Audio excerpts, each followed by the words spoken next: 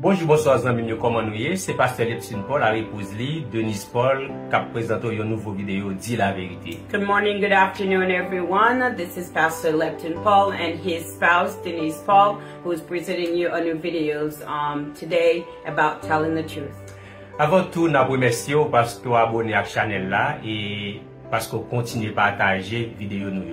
Before everything, we want to thank you because you subscribe to our channels and also you connect with us and you share with other people. Merci parce que vous avez aidé nous à accomplir la grande commission qui s'est faite. Tout le monde connaît que Jésus-Christ est sauveur. Thank you for helping us to accomplish the Great Commission, which is letting other people know that Jesus Christ is our Savior. Dans la vidéo aujourd'hui, nous allons dire la vérité sur ce sujet ça. Batay pou Nanm Timoun. In the video today, we're going to talk about the subject, which is fight for the soul of our children.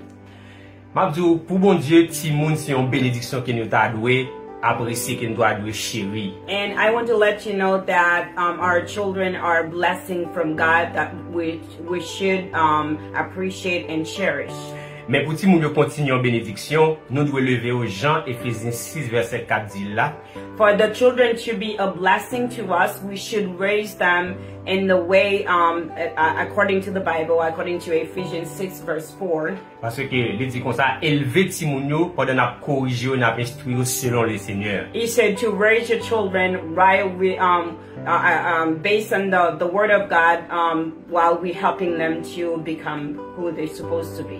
So, volonté bon Dieu, c'est pour Timoun yo grandir et puis développer dans un environnement qui est stable pour devenir des bons citoyens dans la communauté. So the will of God is for the children to grow and develop in the environment that is stable and where they can become their good citizen in the community where they are. So, Timoun c'est bénédiction bon Dieu et c'est avenir monde là. Children are blessing from God and also the future of our world. Ça veut dire qualité Timoun nous pose dans famille et dans société, c'est qualité communauté, qualité société, qualité pays et qualité monde n'a gagné. So the quality of our children, the way we bring them up is going to be also the quality of our community, the society, quality of the country and the world that we're living in. Et nous pas qu'à ignorer qu'il y a un gros danger plongé sous tête Timoun yo et qu'il y a une bataille féroce qu'a mené contre Timoun. We cannot ignore that there is a great danger upon our children and also there is a fierce fight that is going on against our children. Et cela depuis le monde des mondes. And that started from the beginning of the world. Parce que dans quelques sociétés yo te kon sacrifier Timoun physiquement par bonne par paquet. And there are in a certain society there was a time they used to sacrifice children a lot. Par exemple les Cananéens, les Phéniciens et même les Juifs yo te kon sacrifier Timoun by Moloch. For example, the Canaan, the Phoenicians, and also they used to sacrifice children to a god named Moloch. Bon Dieu était toujours contre ça, il était interdit pratique ça. The Lord were always against this type of practice. Et ça fait dans Lévitique 18 verset 21 par exemple, ou après c'est là dit comme ça, pigap sacrifier Timoun by Moloch, papa c'est petit chose du feu by Moloch. And if you look at Leviticus 18 verse 21, you will see that the Lord said, "Do not sacrifice your children to Moloch." Et dans Psaume 106 et auteur a tout dit, yo sacrifier Timoun yo, ces garçons comme petits filles by les idoles. And Psalm 106 verse 37 and 38, he says that do not sacrifice your sons and daughters to idols. Et le prophète Jérémie, lui-même, il était levé voilé pour dire que yo bâti des hauts lieux à Tophet dans la vallée de Ben Hinnom pour brûler sous du feu, petit garçon à petite fille. Et l'Éternel dit c'est bagay li pa vle, bagay li pa jamais ordonné, bagay ki pa jamais nan pensé li. And it says also in Jeremiah 7 verse 31, they built the high places to Tapheth in the valley, to Ben Hannan, to burn their sons and daughters in sacrifice. The Lord says something that he never recommended and that never came to his mind. So, dans société civilisée jodi ya, yo pa sacrifié Timoun physiquement et visiblement by Moloch ou bien by yon divinité quelconque. In this civilized society we have today, they don't sacrifice children physically and visibly to Moloch, or to divinity some sort, but they grow sacrifice invisibly. Mais gen gros sacrifice invisible qu'a fait pour diminuer quantité de Timoun qu'a prend naissance. But there are like great invisible sacrifice to diminish or to decrease the quantity of children being born. Et puis pour pervertir ou bien pour dépraver Timoun qui vivent aujourd'hui. And also to pervade or deprive children who are alive today. Et raison simple, c'est parce que tout ça bon Dieu remet et bénit. Et bien, ennemi enrahit et puis la planifié, la fait tout ça dépend de lui pour éliminer, pour mettre facile. And the reason is very simple, is because everything that the Lord loves and bless, the enemy hates them, and also doing everything that he can to destroy it. So, n'abord quelle vérité fondamentale sur stratégie nation utilisée pour diminuer la quantité de Timoun qu'a fait. We're going to give you some fundamental truth and strategies that the nation utilized to diminish or to decrease the quantity of children that are being born. Et en même temps tout pour pervertir Timoun qui vivant yo. And also to pervert children who are alive. So, yo servi à deux gros âmes qui c'est la loi et puis enseignement. They use two big tools that are two big tools which are the law and also education.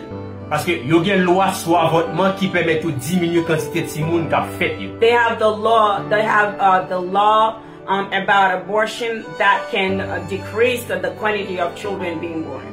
Dans un rapport CDC qui c'est Centre de contrôle et de prévention des maladies qui est fait en 2020. In a report that was conducted by CDC, that was done in 2020. Et sous quantité d'avortement qui était fait dans mi-temps femmes qui gagnent entre 15 ans à 44 ans. It was about the quantity of abortion that was done. That was conducted, they said about from 15 to 44-year-old women. Sous chaque 1000 grossesses, il a trouvé 198 avortements. And about each 1,000 pregnancies, they aborted about 198 babies. Ça veut dire, si ça a continué comme ça, sous chaque 100 000 grossesses, ça t'a payé environ 19 800 avortements. That means if this will continue that way, at every 100,000 pregnancies, they will abort 19,800 babies. Et pour une période de 10 ans par exemple, il y a environ 198 000 Timoun en moins sur la planète là. In a period of 10 years, we would have aborted 198,000 babies less or children on the planet. Mais pas oublier, ça n'a pas parlé là, rapport ça c'est seulement CDC qui c'est une agence fédérale nationale de santé publique aux États-Unis. Don't forget what we're talking about right this minute is just about what CDC have done. So, quartier général CDC c'est dans Georgia, Atlanta, Georgia qu'elle est. The headquarters of the CDC is in Georgia. Ça veut dire il y a un rapport sur quantité de Timoun qui a avorté chaque année au niveau mondial, qui a explosé cerveau. That means that if we were to hear the amount of children or abortion that are being done in the world, it will blow your mind.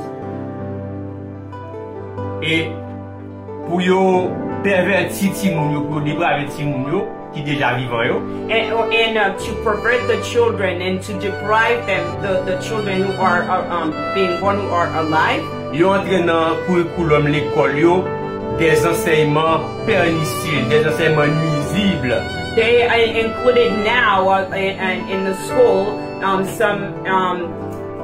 during the education in the curriculum. They give now they include some pernicious things in the curriculum to prevent our children. So yo crée des lois pour yo capable renverser l'autorité parentale et pour yo capable remplacer par l'autorité ou bien la dictature de l'enfant. They create some laws that will take away the parental authority and give it to the children or to someone else. So yon raisonnement yo fait pour justifier avortement, c'est que quelques monde considère que Timoun sont fado. One of the reasoning that they've been talking about or thought is because that they think that children are a burden for some people. Yo pense que Timoun sont entrants pour carrière professionnelle yo. They think that children are some sort of issues or problems or burden for their career. Et yo pense tout que Timoun yo ka empêcher yo jouir la vie. And they think that children also can prevent them from enjoying their lives. Et moun sa fait y a prend plaisir sexuel mais yo pas d'accord faire petit. And those people, what they doing, they enjoy their lives sexually, but they don't agree, they don't want to have children. Comme dit bon Dieu lui-même c'est pas comme ça louer les choses parce que dans Psaume 127 verset 3, les dit Timoun yo c'est héritage l'Éternel bail et fruits entrailles yo son récompense. And let me tell you, this is not how the Lord sees these things. In Psalm 127 verse 3, it says that children are a heritage from the Lord and the fruit of our wombs and reward. So, pour renverser autorité parentale, yo basé sur des cas de violence et d'abus que quelques parents a fait sur Timoun.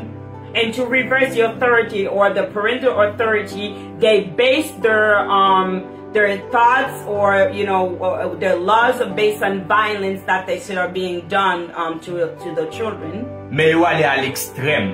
But they go to the extreme of it. Parce que yo décidé pour retirer Timoun yo en bas autorité parents yo. Because they have decided to take the children away from the authority of the parents. Et yo retirer tout droit yon parents gagné pour corriger petit. And they also take away all the right that the parents have to correct or to reprimand their children. Bon, nous-mêmes nous condamner toute violence qu'a fait sur Timoun. And we can tell you that we also condemn that the violence that are being done to children. Mais cependant société ça yo bay Timoun yo priorité sur parents yo. But however, these societies they give the children the authority over the parents. Yo bay Timoun yo droit pour faire ça yo vle et yo prêt pour retirer yo et yo Timoun nan mes parents. They give the right to the children and they let them know they can do whatever they want and they take the authority from their parents. Yo y a retiré nan mes parents pour mettre yo nan maison d'adoption, la caille étranger qui pas gen aucun intérêt nan Timoun. They taking them away from their parents and the right from the parents and they're putting them in foster care with strangers who don't have any interest in the lives of those children. Donc ça veut dire ça sont bagay qui sérieux. So it means it is something that is very serious. Et la parole de Dieu lui mandait parents yo pour yo pas irriter pour pas maltraiter petit yo. And the Bible asks that parents do not irritate or exasperate your children. Mais pour corriger yo selon le Seigneur dans l'amour. But to reprimand them, to rebuke them according to the love, to the love of God. Et parole bon Dieu tout ordonner Timoun yo pour yo obéir, respecter parents yo. And also the Bible teaches the children also to respect their parents. Ça va joindre dans Colossiens 3 verset 21. And we're going to find that in Colossians 3 verse 20-21. Pour dire Timoun obéir parents dans toute bagaille parce que c'est agréable avec papa avec eux. Where it says that children to obey your parents in everything because that pleases the Lord. Et dit papa puis garder hérité petit yo pour nous pas décourager. And he says, the fathers, do not exasperate, do not irritate your children because that will discourage them. So, en réalité, agenda c'est arriver créer une société sans Dieu. In reality, the agenda is to create a society without God. Et Timoun yo c'est pi bon terrain pour simer grain ça pour faire grandir comme des athées. And the children are, for them, is the best field, is the best soil for them to teach them to become atheists. So, yo utilise tout niveau d'enseignement, l'école primaire, l'école secondaire, l'école universitaire pour attaquer Timoun yo. They going to utilize everything, especially in education, primary school, secondary school, and also university, to deprive the children from knowing the Lord. Pour bloquer et puis détruire toute relation et puis tout craintif Timoun yo ta gen pour bon Dieu. To block them and also to prevent them to know the Lord and to have any relationship with God. Dans curriculum l'école yo enseigné Timoun yo ça la bestialité. In the curriculum in the school, they actually teach the children to live like animals. Timoun apprend lycée descendant animal, lycée yon bête qui évolue. They teach the children. The children learn that they are descended of animals, so they are beasts, so they can act however they want. Qui donc li gen droit pour gen comportement animal et société a doit accepter. So they can behave like animals, and the society should accept them behaving like animals. Parce que c'est nature. Because they teach them that it's their nature. So li capable agir comme un animal dans quelque situation pour le mettre ça ou de steal out. They can act and behave like animals in some situation, like to get the sillies out, like they say. So, si conscient que Timoun yo en danger. So if we have a conscience, we really know that our children are in danger. Maintenant, comment nous ta bataille pour yo? Now, how should we fight for them? La parole de Dieu est claire sur ça. The Bible is clear about this. Dans Proverbe chapitre 22 verset 6. In Proverbs 22:6. La Bible dit c'est pour nous instruire Timoun yo selon la voie que yo doit prendre et les yo pas détourner de lui. In the Bible says that to instruct the children in the way that they should grow, and when they get older, they will not depart from it. So, nous pas garder Timoun yo des yeux fermés, ben on série de professeurs l'école tête en bas. So we cannot let our children go with our eyes closed onto teachers who don't know what they're doing. Parce que nous avons une responsabilité devant Dieu pour corriger et bien instruire Timoun yo. Because we have a responsibility before God to raise our children and to help them to correct them. Selon la parole de Dieu. According to the word of God. Pas selon toute sa société a amendé. Not based on what society asks us mais to selon do, la parole de Dieu. but based on the word of God. So, dans la famille, yo doit gen dévotion familiale pour éduquer Timoun yo dans la parole de Dieu. In the families, we're supposed to have devotion with our children to teach them the word of God. So, parents, c'est ou même qui premier responsable nan petit. So, parents, you are the first to be responsible for your children's soul, for your children's life. So, dans travail, moi, comme pasteur conseiller, moi rencontré quelques parents. In my line of work as a pastor, as a counselor, I met some parents. Quelques parents chrétiens. Some Christian parents. Qui gen petit yo tombé dans délinquance juvénile, dans drogue, etc. Who had their children who got into juvenile delinquency and drugs and etc. and other things. Et l'homme parlait avec bien-aimé ça yo dit yo pas qu'à comprendre comment Timoun yo fait arriver dans situation ça parce que petit yo bien comblé. When I spoke to those parents, they actually told me they don't know what happened with their children because their children have everything they have everything they need. So parents ça yo fait éloge comment Timoun yo pas manqué rien. Those parents, they brag about how their children don't lack of anything. C'est qui pi cher, tennis qui pi cher, gros marque téléphone, vidéo game bien cher, yo acheté by Timoun yo. They give their children the type of clothes, like expensive clothes, expensive shoes, expensive video games, expensive iPhone, smartphone, cell phone, so their children don't lack anything. Mais l'homme pose aux questions qu'on y a un petit classe qui font pour me connaître comment question Bible là est. Moi étonné tant des petits moun ça pas jamais bien Bible. But when I asked the parents, when I asked the question about do they give their children a Bible, and it's very surprising to me that those children never read the Bible. Yo get toute qualité bagay sauf yon Bible. They have everything that they need except the Bible. So pas en côté bien petit conseil ça. So parents, listen to this little advice. Premier et plus gros cadeau pour bay petit tout, c'est mettre une Bible dans main et puis assurer ou appeler pour lire Bible ça tout entier. The first and the biggest gifts you can give your children is the Bible, and make sure that they're reading it. L'église a responsabilité partout pour aider dans la bataille ça que n'a mené. The church also has its responsibility to help you also in this fight for our children. L'église yo ta doué gen programme bien préparé pour ti moun yo. The church should have like well-planned programs for the children. Et malheureusement gen quelques leaders de l'église qui pa gen aucune vision pour ti moun. But unfortunately we have some leaders in the church who don't have any plan, any vision for the children. So gen qui voye ti moun yo dans l'autre salle ou bien dans basement l'église là juste pour ti moun yo pas déranger service grand moun yo. There are some of the leaders, unfortunately, they send the children to a different room or in the basement of the church just for the children not to bother the adults. Mais c'est pas parce que gen un programme pour yo. But it's not because they really have a program for them. C'est pas parce que yo voye yo dans samedi un laboratoire côté à préparer yo pour le Seigneur et pour yo capable affronter enseignement tête en bas, enseignement de graine gauche ça y a recevoir dans l'école yo. They isolate them. It's not because they have a lab for them where they can prepare them for the Lord, and also to teach them, to help them to grow. Et y a pour affronter les réseaux sociaux, télévision, enseignement qui a recevoir yo. The children they are in front. They always in front of the social media and also television and everything that comes to them, electronics and everything. Et je dis à même dessin animé, même petit comique, même dans petit comique, y a imposé sur ti moun nou yo une série de sujets qui inappropriés qui pas dans l'âge yo du tout. Even in cartoon nowadays, they are pressing down on our children inappropriate subject, things that our children should not see, should not view or listen to.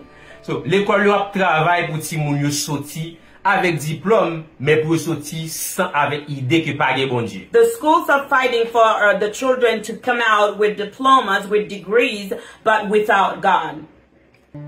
Pour sortir sans bon Dieu pas exister dans tête yo. To come out with knowing that God doesn't exist for them. Yo enseigne yo l'évolution des espèces.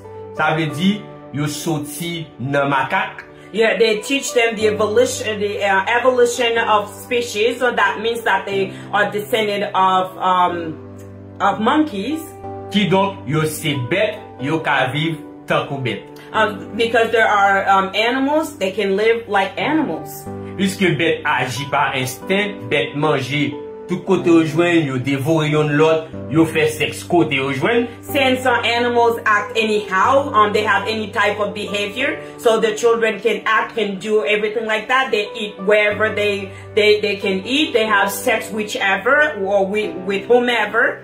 Qui donc toute bagaille admissible, si moun nan apprendre, yo ka fait ça yo vle depuis le fait ou bien, depuis le senti ou bien. So everything, they teach them everything is okay, everything they can do whatever they want, they can do everything they want with themselves as long as it makes them feel good. Sistèm Edikasyon yo ap travail pour pervertir, pour débraver ti moun nou yo. The education system is working to pervert it and also to deprive our children. Pour yo vivre, pour yo agir comme animal et même parfois pi mal passé. To act, to behave like animals, and sometimes worse than animals. Parce que des comportements y a promoté, y a prôné dans l'école yo, même bête pas des comportements ça. Because there are some behaviors that they're teaching at the schools, even animals don't behave like that. Par exemple, nous pouvons jamais voir deux femelles chiens ou bien deux mâles chiens à faire sexe. For example, we have never seen two female dogs or two male dogs are having sex. Dans soi-disant société civilisée ça aujourd'hui a. Dans soi-disant société civilisée ça aujourd'hui a, moun pense yo ka décider si yo c'est femme, si yo c'est garçon, si yo c'est chien ou bien si yo c'est chat. In the society what we're living in right now, so-called civilization, people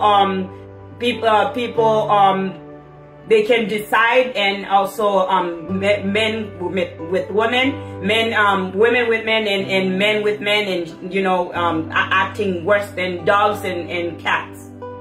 So agenda c'est rive perverti ou bien diminuer race humaine nan, parce que ou apporte nous avec moi deux taureaux bœufs, deux chiens, deux taureaux bœufs, deux femelles chiens, ou bien deux filles, deux garçons, pas jamais qu'à reproduire, pas jamais qu'à faire petit. The agenda is they're trying to like I said, to pervert our children, and also to deprive them, and to diminish the human race, because you never seen two bull, two female dogs, or two men, two female dogs, or two women, two men reproducing. So, nous besoin d'un programme tout lecture biblique systématique dans famille avec l'église yo. We also need to have programs. We also need biblical reading, systematic biblical reading in the church and also in our families. Pour nous mettre Timoun devant la parole de Dieu. So we can have the children in front or face to face with the word of God. N'a pas tiré attention, nous pas dit étude biblique, mais nous dit lecture biblique. We want to draw your attention. We don't say Bible study. We said reading the Bible. Parce que l'église nous pas manqué étude biblique. Because our churches they're not lack of Bible study. Mais par rapport à l'expérience que nous faisons dans notre propre famille, nous, and based on the experience that I have in my family, nous voulons proposer parents à leaders dans le secteur évangélique là pour créer un programme lecture biblique systématique. We want to advise our leaders in our community and also the family, the parents, to have a systematic reading with the children. Côté parents, à responsable département des enfants dans l'église, yo capable aider, capable coach Timoun yo pour lire Bible de Genèse à Apocalypse. Where our parents and also leaders in our churches can help the children to read the Bible from Genesis all the way to Revelation. Bon, peut-être nous qu'à présenter une autre vidéo sur ça devant. Perhaps we might have to present another videos in the future about that. Mais nous prêts tout pour rencontrer avec leaders et groupe parents dans l'église yo pour partager expérience nous et bailler quelques conseils sur qui stratégie madame moi avec moi nous employer pour y faire Timoun lire toute Bible. And we also are ready to meet with any leaders, also group of parents in the church to share with you our experience, how we use what strategy that we use, my wife and we use to help our children to read the Bible. So depuis Timoun yo te gen 12 ans. Since our children were 12 years old, they are already read the Bible from Genesis all the way to Revelation. So m'encourager ou en nous bataille pour Nanm Timoun. So I want to encourage you and let us fight for the souls of our children. Ma remercie en pile parce que vous avez pris temps pour regarder vidéo ça jeudi. I want to thank you a lot for watching this video today. Moi espère que une bénédiction pour vous. I hope that it was a blessing to you. Nous invitons à abonner, partager puis commenter pour rester connecté à channel ça. We invite you to subscribe, to share, and also to leave a comment so you can stay connected with us. Rendez-vous pour une autre plus belle vidéo. We're going to invite you for another new video. So, pour l'opportunité ça pour rencontrer Jésus si vous pouvez faire ça. And for those of you who don't know Christ, take this opportunity to invite Christ in your life. Répétez après moi. Repeat after us. Seigneur Jésus. Dear Lord Jesus. Moi reconnaître moi c'est un pécheur. I reckon I'm a sinner. Moi croire ou t'es mort pour moi. I believe that you died for me. Moi remettre la vie. I give you my life. T'en prie, viens dans cœur. Please come into my heart et sauve-moi. And save me. Amen. Amen. Moi déclare béni. I declare that you are blessed.